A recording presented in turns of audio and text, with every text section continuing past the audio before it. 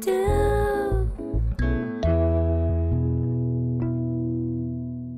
Bonjour à tous, ce mois-ci dans le MAG, nous allons nous intéresser à la richesse que représentent nos sols. Matières premières pour fabriquer du béton ou du ciment par exemple, ou encore terreau de nos cultures agricoles, cette ressource indispensable peut malheureusement être polluée par les activités humaines. Alors que faire pour rendre ces sols de nouveau disponibles pour l'homme et pour l'environnement? Eh bien il faut les traiter et les dépolluer pour qu'elles puissent être réutilisées. On parle alors de valorisation. Chez Suez Environnement et sa filiale Cita Remédiation, les spécialistes de la dépollution des sols trouvent des solutions adaptées à chaque type de pollution rencontrée, qu'elle soit organique ou métallique. En France, ils interviennent sur plus de 200 chantiers de dépollution par an. Je vous propose donc tout au long de ce MAG de découvrir quelques exemples de ces chantiers en nous rendant sur les sites de clients industriels engagés.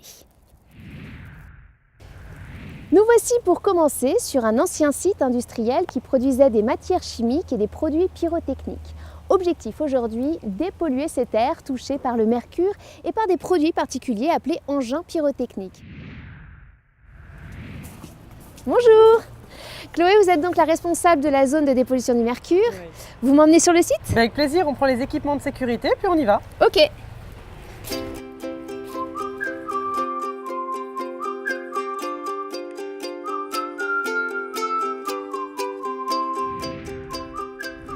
Alors ça y est, donc là on est sur la zone mercure. Comment vous faites pour traiter le mercure ici sur une zone aussi grande? Alors on a tout d'abord quadrillé le terrain par des carrés de 25 mètres de côté qu'on a ensuite encore divisé en 4. On analyse chacun de ces triangles réalisés par couche de 30 cm. D'accord. On va comme ça jusqu'à 90 cm. Chacun de ces lots donc est prélevé, va au laboratoire d'analyse. Donc là, en l'occurrence, pour ce chantier, on a un laboratoire sur le site Et sur le qui site, nous permet d'avoir des résultats en 24 heures et ensuite de donner des orientations à chaque lot de terre dès le lendemain, selon donc 3 orientations.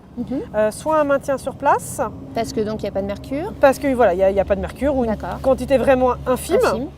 Soit on a un deuxième lot de terre que l'on peut valoriser sur site, donc on le terrasse, on le stocke, on fait une analyse de contrôle pour bien vérifier et ensuite on le revalorisera ultérieurement sur le site. Et alors comment vous le valorisez? Alors pour le valoriser, en fait, c'est pour des usages qui sont moins sensibles. Ça peut être réutilisé sous des routes, sous des bâtiments.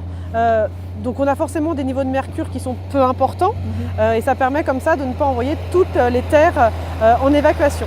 Et donc le troisième lot qui a des teneurs en mercure vraiment plus importantes, qui pourraient être nocives pour les personnes, ces lots-là sont évacués dans des filières. D'accord, et donc ces 3 catégories de terre, on les voit juste derrière nous. Oui, tout à fait, ils sont juste derrière nous, stockés sur le D'accord. site.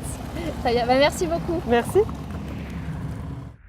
Maintenant qu'on en sait davantage sur les zones touchées par les produits chimiques, nous allons retrouver Philippe Simon, le responsable du chantier de dépollution pyrotechnique. Bonjour Philippe. Bonjour. J'imagine que c'est une zone sensible. Oui, on à est sur dépolluer. un site relativement sensible qui a été bombardé en 1944. Et nous, lors de phases de travaux, on est là pour rechercher tous les objets pyrotechniques. Donc, D'accord. un objet pyrotechnique, mais c'est une munition.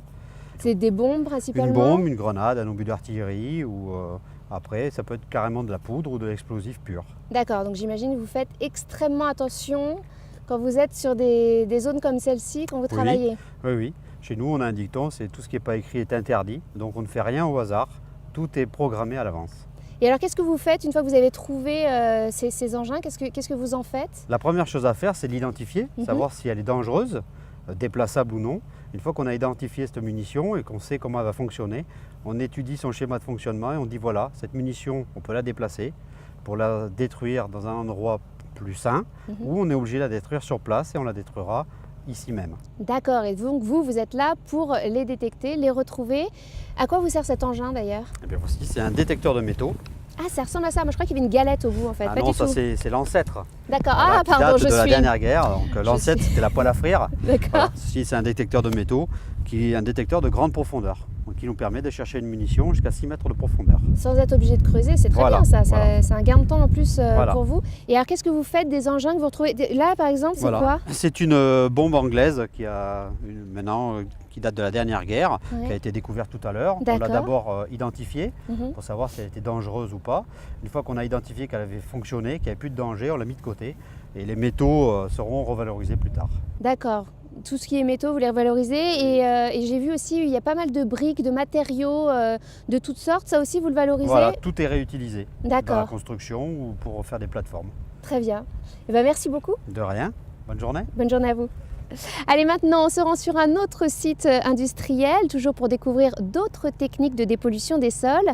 Celui-ci est toujours en activité et nous avons rendez-vous avec Élodie Luce, responsable de ce projet de réhabilitation. Bonjour Élodie. Bonjour. Alors expliquez-moi, quel élément vous traitez sur ce site? Alors la pollution sur ce site est de type hydrocarbures et plus précisément des huiles issues de l'industrie automobile. La caractéristique de ce polluant, c'est qu'il est moins dense que l'eau et donc flotte à la surface de la nappe phréatique. Les huiles se sont introduites et infiltrées dans les sols et ont impacté la nappe. D'accord. Et alors quelle technique vous utilisez vous ici? Donc ici c'est une technique in situ, c'est-à-dire un traitement en place sans déstructuration et sans excavation des sols. D'accord. Donc sur ce site on a mis en place plus de 100 puits qui sont équipés en pompes spécifiques, notamment avec un suiveur de nappe et qui permet de récupérer les huiles en se positionnant à la surface eau huile. D'accord. Voilà. Le but sur ce site, c'est de récupérer l'ensemble du produit pur, enfin des huiles. D'accord, donc il y a 100 puits, j'ai vu le site est donc énorme. Vous récupérez combien d'huile à peu près? Là, ça fait à peu près 2 ans qu'on est en traitement et on a récupéré plus de 120 mètres cubes d'huile. Alors donc vous me parliez d'une unité de traitement, est-ce que vous pouvez m'y emmener? Bien sûr. Voilà, donc là on arrive à l'unité de traitement. Donc c'est toutes les arrivées des pompes qui sont regroupées là au niveau de la nourrice. Il y a les huiles plus les eaux qui arrivent ici et qui sont traitées. Donc il y a un pré-séparateur et un séparateur qui permettent de dissocier l'eau et l'huile. Et il y a une cuve de reprise pour les huiles qui sont ensuite stockées dans des grandes citernes, dans 2 grandes citernes exactement à l'extérieur de l'unité de traitement et qui sont après évacuées en filière de valorisation. Donc, par exemple en énergie. D'accord. Et votre collègue alors il fait quoi derrière? Parce que là ça m'intrigue. Donc Sylvain, il fait le suivi de l'unité, donc il relève les compteurs, il vérifie que tout fonctionne, il fait les réglages au niveau des pompes. Et notamment cette unité, on la gère par télégestion. Donc il peut mettre en route une pompe, arrêter une pompe avec la télégestion. D'accord, très bien. Merci beaucoup. Je vous en prie. Démarche environnementale ou reconquête des friches industrielles sont autant de raisons pour les professionnels de réhabiliter les sols de leurs anciens sites. Pour en savoir plus sur les solutions apportées par Suez Environnement et ses filiales, rendez-vous sur www.suez-environnement.fr. Je vous laisse aller surfer sur le site et on se retrouve dès le mois prochain pour un nouveau mag. Ciao!